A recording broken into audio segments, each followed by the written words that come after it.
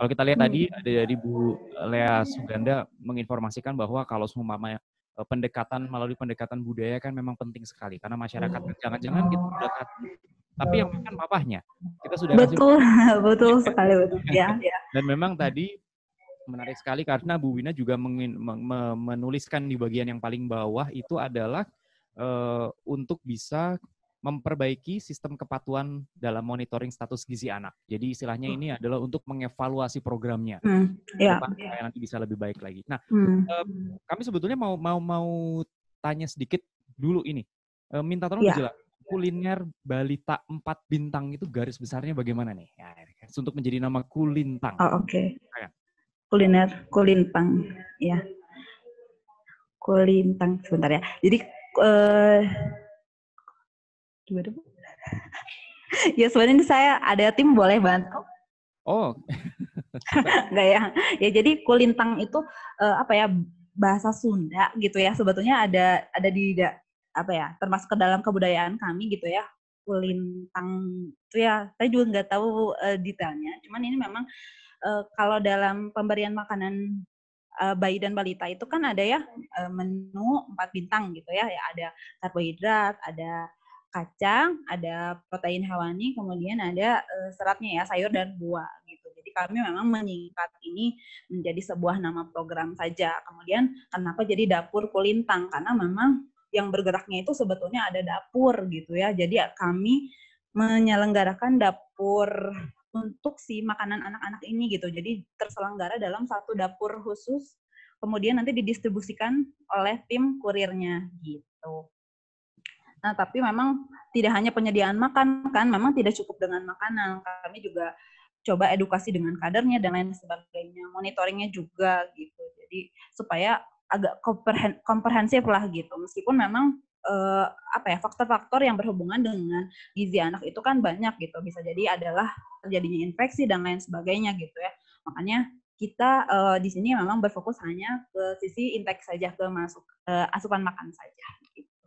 Itu makanan yang diberikan sehari 3 kali, untuk 3 kali makan atau setiap hari? Sehari sekali. Setiap hari 1 kali 1 porsi makan gitu. Cuman kan kalau anak-anak mah gimana ya? Mungkin kita ngasihnya 1 porsi makan tuh bisa dapat beberapa kali makan sih sebetulnya gitu. Oh, baik. Jadi istilahnya kalau selama 3 bulan itu berarti kurang lebih sekitar 90 porsi untuk 1 anak. Betul. Banyak banget ya? memang. Iya, betul. Oke. Nah, ini menariknya adalah ini kalau kita bicara masalah filantropi kesehatan karena kita dalam konteks filantropi kesehatan. Betul. Kalau saya melihat ini adalah ke arah filantropi kesehatan yang di bagian part untuk gizi ya. Betul. Jadi filantropi kesehatan karena memang kalau di klaster filantropi kesehatan itu klaster sendiri untuk filantropi Indonesia, klaster gizi pangan memang ada sendiri. Tetapi kita memang tidak pernah menutup mata bahwa gizi itu sangat berhubungan dengan kesehatan. Betul. Oke. Nah, ini menariknya di sini. Tentang sistem kepatuhan. Ini kesulitan dari yang tadi sudah dilakukan. Itu kan kalau kita bilang filantropi berarti kan istilahnya ini didanai oleh Differentia Foundation. Kemudian ini istilahnya Differentia Foundation punya suatu karya dan kemudian kepada masyarakat gitu kan. Jadi ininya kita lebih ke arah apakah betul ini statement saya berarti ini yang dilakukan untuk Mbak Wina dan tim ini lebih ke arah salah satunya untuk mengevaluasi apakah ini teknik ini berguna atau tidak karena melihat 37% ya kalau nggak salah anak-anaknya tidak ada status perubahan. Apakah ini salah satunya untuk juga mengevaluasi teknik ini?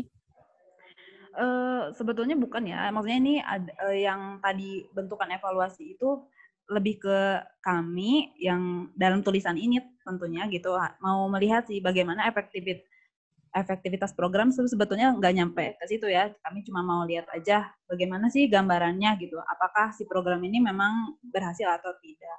Sebetulnya ini tadi saya sudah sempat jelaskan bahwa ini bukan hanya diferensia ya, tapi kami juga bekerja sama, ada donornya gitu ya.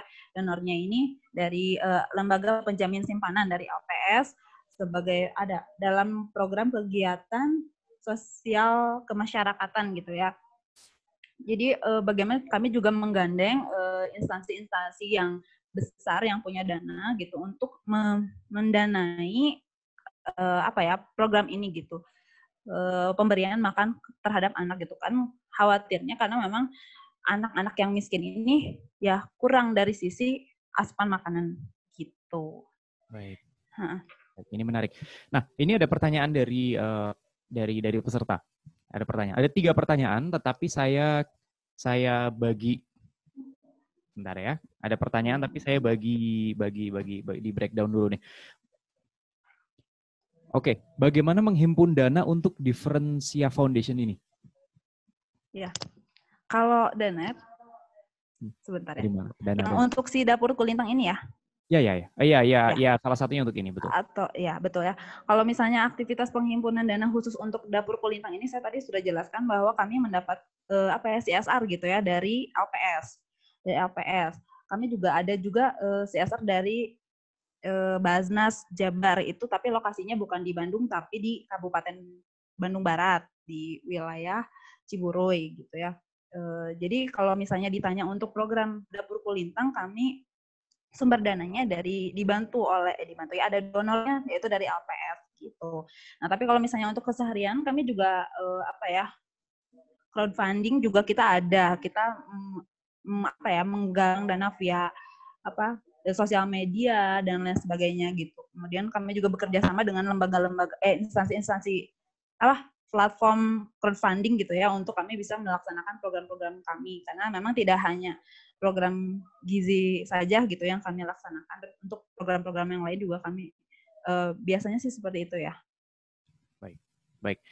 Ini kendalanya gimana dalam penelitian ini untuk yang dapur kulintang ini? Kendalanya apa? Mengingat kan ada sekitar 30 sampel yang tidak bisa dianalisis. Pada dasarnya kendalanya apa sih? Kendala yang utama?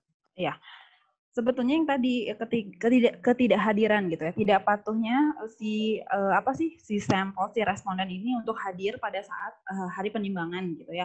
Karena kan kita penimbangannya dikumpulin di satu lokasi gitu, atau misalnya berbarengan dengan hari buka posyandu gitu. Si anak-anak yang mendapatkan makanan itu diminta hadir, tapi bisa saja orang tuanya malas gitu ya, karena memang kondisinya ada seperti itu ya, orang tuanya malas datang misalkan gitu, atau misalnya anaknya sakit jadi tidak bisa dibawa ke posyandu. Nah, si total 31 sampel ini adalah selama 3 bulan ini yang misalnya bulan Oktober hadir, November tidak, Desember hadir, otomatis kami tidak bisa untuk mengakumulasi si anak ini naik enggak sih berat badannya, karena ada data yang loss gitu. Jadi tidak bisa hadir, tidak bisa dianalisis itu karena itu sih sebetulnya gitu. Sampai akhir program sih mereka tetap mendapatkan makanannya gitu, tapi memang secara untuk data berat badan kami tidak bisa menganalisis keseluruhannya karena memang ada yang tidak hadir misalnya seperti itu. Baik. Lalu pertanyaan berikutnya, apakah ada tindak lanjut bagi sampel yang tidak ada perubahan status gizi? Karena kan cukup banyak sampelnya ya. Ada tindak lanjutnya nggak dari? Iya, betul. Ya, alhamdulillah sih sampai bulan sebelum mulai PSBB COVID itu kami masih melanjutkan program dapur kulintang, meskipun si program ini sudah berhenti dari donor ya, dari LPS-nya misalnya sudah stop sampai Desember saja, tapi kami melihat si anak-anak ini yang status gizinya masih kurang itu tidak semuanya sih memang kami ambil 30 balita untuk kami terus follow up, kami berikan makanan. Tapi nggak setiap hari ya, seminggu itu 2 kali kami tetap berikan makanan. Harapannya sih memang tetap terbantu gitu ya, karena itu memang masyarakat yang benar-benar miskin gitu ya. Jadi kami tetap bisa tetap bisa memberikan ke ke anak itu makanan. Nah, setelah COVID itu kami mulai WFH itu Maret pertengahan gitu ya, dan memang tidak dianjurkan untuk kami keliling. Kebetulan kami ada di Kecamatan Cicendo, saat itu zona merah, jadi memang kami stop untuk programnya gitu. Harapannya sih kita bisa lanjut lagi ya nanti setelah COVID ini berakhir, atau misalnya setelah ini ya lebih kondusif gitu. Kalau untuk sumber dananya kami memanfaatkan dana-dana yang ada, sisa-sisa dana program gitu kami coba sisihkan gitu untuk kita tetap bisa memberikan ini ke anak-anak yang memang membutuhkan. Jadi dari sisa dana yang ada, tapi bisa memberikan sesuatu yang luar biasa. Ya. Nah, Ini pertanyaan menarik nih tentang budaya nih. Ya, kita tadi bilang bahwa faktor sosial, faktor budaya, faktor antropologi itu sangat berperan dalam hal kita pendekatan kepada masyarakat ya. Karena ini kan suatu pemberian makanan sehat untuk menyehatkan masyarakat. Nah, apakah tim Mbak Wina dan tim itu menemukan hambatan dalam sektor budaya di masyarakat? Misalnya dari 31 sampel tersebut kan ada yang nggak patuh nih. Ini kira-kira hambatan budayanya kayak gimana nih dalam masyarakat dari si ibu dan yang lain-lain? Silakan. Kebanyakan sih malas ya. Padahal ibu-ibunya tuh ada di rumah gitu ya. Misalnya tuh yang kami sering temukan adalah ada beberapa makanan yang mereka harus ngambil karena ada di wilayah dekat kantor, mereka harus ngambil ke kantor. Nah, tapi mereka tuh males padahal mereka ada di rumah. Itu budaya atau bukan ya? Nah, itu hambatan lah ya, itu termasuk dalam hambatan. Kalau misalnya secara budaya apa ya? Misalnya apakah mungkin mereka ada masyarakat nggak berani menerima makanan dari luar, mereka takut dan yang lain-lain dan sebagainya? Atau hanya karena memang faktor kemalasan itu yang menjadi masalah? Misalnya kalau saya tadi kan diinformasikan tentang kemalasan, mungkin orang tuanya atau ada masalah lain di situ, misalnya orang tuanya merasa takut dan sebagainya, intervensi takut nanti diperiksa dan sebagainya. Ada ketakutan seperti itu? Oh enggak, karena kan dari awal kita sudah jelaskan programnya seperti apa gitu ya. Kalau misalnya dalam penelitian umum kan misalnya dibuatkan informed consent meskipun tidak secara tertulis gitu ya. Kami bekerja sama dengan kader, dalam hal ini kader juga sangat membantu kami untuk melakukan pendataan anak misalkan ya. Kemudian untuk mendistribusikan makanannya itu sendiri gitu. Nah, tapi itu ketidakpatuhan itu memang kebanyakan sih memang malas ya. Saya sih belum juga untuk menganalisis apa sih sampai kemana gitu ya, karena apa gitu mereka tidak mau datang atau takut diapain, karena kan kalau dari kami memang aktivitasnya hanya berat badan, tinggi badan gitu, selebihnya tidak ada aktivitas yang lain ke si responden itu gitu, dan lain-lainnya kami titipkan ke kader karena kami tahu yang paling dekat dengan masyarakat itu di kader gitu. Khawatirnya kan kalau kami memang orang lain gitu ya, mereka ada ketakutan tersendiri dan lain sebagainya gitu. Makanya kami memang menggait kader sebagai implementator juga di lapangan. Jadi istilahnya ini nggak ada, dalam tanda kutip, tidak ada penolakan juga dari masyarakat ya pada saat pelaksanaan? Enggak, karena memang ini harus atas dasar mereka bersedia juga gitu. Ibu mau kami berikan program ini makanan dan lain sebagainya gitu. Kalau misalnya merekanya menolak seperti itu ya tidak akan kami jadikan sampel ini gitu ya. Tidak akan kami jadikan mereka sebagai, kalau kami menyebutnya penerima manfaat gitu ya di sini. Baik, ini menarik sekali. Ini kalau nggak salah tadi ada pertanyaan dari Bu Min ya, kalau nggak salah. Ada yang tanya Bu Min yang belum saya tanyakan tentang 150 anak. Mohon maaf. Ya. Jadi kayaknya ke skip. Ke skip ya. Oke. Saya sempat 150 balita. Ya, bagaimana menemukan banyak sampel ya. balita dan ini dinyatakan dari balita dari yang kurang mampu. Betul ya. Silakan. Ya, betul. Ini 150 balita ini ada semuanya di Kecamatan Cicendo, Kota Bandung, di mana kita punya 6 kelurahan di sini. Dan tadi ya kami menggerakkan kader kesehatan. Kami nggak sanggup kalau sendiri, yang jelas ya. Kami menggerakkan kader kesehatan. Satu kelurahan itu mungkin sekitar minimal ada 5 kadernya gitu ya. Jadi sekitar 30 kader itu bergerak gitu ya untuk mencari si balita-balita ini gitu. Sebetulnya ini kan kalau misalnya pihak kader datanya lebih mudah ya, karena mereka bergerak di posyandu gitu ya. Mana sih balita-balita yang kurang gizi dan lain sebagainya. Tapi kan ternyata temuannya juga masih gizinya rata-rata baik sebetulnya. Kemudian malah kami mendapatkan satu anak dengan gizi lebih sebetulnya dalam kategori gizi lebih, tapi mungkin orang tuanya miskin, jadi si kader itu memasukkannya ini bisa dijadikan sebagai penerima manfaat karena memang membutuhkan gitu. Begitu sih kalau misalnya menemukan Kalau detail-detailnya di lapangan sih ya saya juga belum terlalu paham gitu ya, karena memang kami bekerja sama dengan kader kesehatan di lapangan gitu. Ya, menarik. Jadi Bapak Ibu sekalian, kalau kita bisa kesimpulkan di sini adalah Differensia Foundation ini kalau saya lihat sebagai pooling dana, atau kita bilang di tengah yang menerima dana dan sebagainya dari para grantor ya, dari CSR perusahaan, dari apa tadi ya, beberapa foundation yang memberikan juga. Kemudian Differensia Foundation bekerja sama juga dengan para kader di masyarakat. Karena bagaimanapun untuk melakukan pendekatan, meskipun Differensia juga berada di Bandung, kemudian masyarakatnya juga dari daerah Cicendo ya, daerah pusat situ, Braga situ. Nah, itu nanti istilahnya tetap membutuhkan pendekatan untuk pada masyarakat. Karena kalau enggak nanti akan terjadi suatu masalah, dan di kemudian hari para stakeholder ini bisa membantu untuk untuk pelaksanaan implementasi program. Ya, kita sangat mengharapkan ke depannya akan lebih baik lagi, dan juga Bapak Ibu yang hadir di sini misalnya punya suatu program atau apa tentang gizi pangan dan yang lainnya, mungkin bisa ngeklik ke websitenya Differensia Foundation ya. Siapa tahu mau kerjasama, boleh ya Mbak Wina ya? Ya. Boleh. Sama ya? Saya udah cantumkan itu. Ya, siap.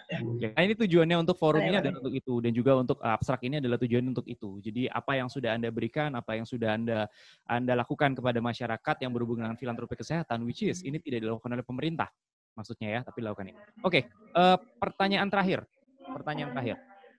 dari Bu Lea Suganda. Apakah ada proses pendokumentasian saluran dana filantropi ini dan dilaporkan nggak kepada pemerintah setempat? Silakan Bu. Proses pendokumentasi. Maksud proses pendokumentasian itu gimana? Jadi dana. Jadi Anda kan menerima dana dari yang ketiga dan sebagainya. Iya, betul. Kan saluran dana dilaporkan nggak kepada pemerintah bahwa kami mendapatkan dana sekian gitu? Apakah ada sistem seperti itu? Oh iya. Oke. Jadi untuk kegiatan ini sendiri, alhamdulillah pemerintah Kecamatan Cicendo ini mengetahui gitu ya, karena kami juga melakukan launching gitu ya, resmi dari LPS-nya ada, dari pemerintah Cicendonya ada gitu, dari puskesmasnya ada gitu ya. Kemudian kami kerjasama dengan Forum Bandung Sehat, di mana itu ada di bawah Ibu Wali Kota gitu, Ibu Wali Kota, betul. Jadi memang tahu gitu ya bahwa ini si Differensia ini mendapatkan dana untuk pelaksanaan program Dapur Kulintang ini, atau di sini namanya program Desa Gempita, Gerakan Menu 4 Bintang gitu ya, sama saja. Jadi kalau dilaporkan, kami jelas melakukan pelaporannya kepada donor gitu ya, kepada LPS sendiri. Kalau untuk ke pemerintahan, kami koordinasi ya sifatnya gitu. Kami koordinasi dengan puskesmas setempat. Untuk setiap kegiatan juga kami selalu melakukan pelaporan. Misalnya hari ini ada monitoring, hari ini ada pelatihan kader dan lain sebagainya. Itu kami selalu melakukan pelaporan administrasi by surat misalnya dan lain sebagainya. Kalau misalnya laporan khusus sih tidak ada ya gitu. Yang jelas laporan resmi itu kami ke donor. Oh baik, jadi laporan resmi ke donor, tapi pemerintah juga mengetahui tentang itu ya. Jadi ini di sini adalah transparansi dari Differensia Foundation yang memang suatu pertanggungjawaban yang juga penting ya. Betul. Baik, sekali lagi selamat kepada Mbak Wina dan juga rekan-rekan dari Differensia Foundation. Semoga ini bisa berjalan terus ya, dan semoga relasi kita dengan filantropi kesehatan Gajah Mada dengan Differensia juga bisa terus, bisa berpartisipasi juga untuk acara-acara kita berikutnya.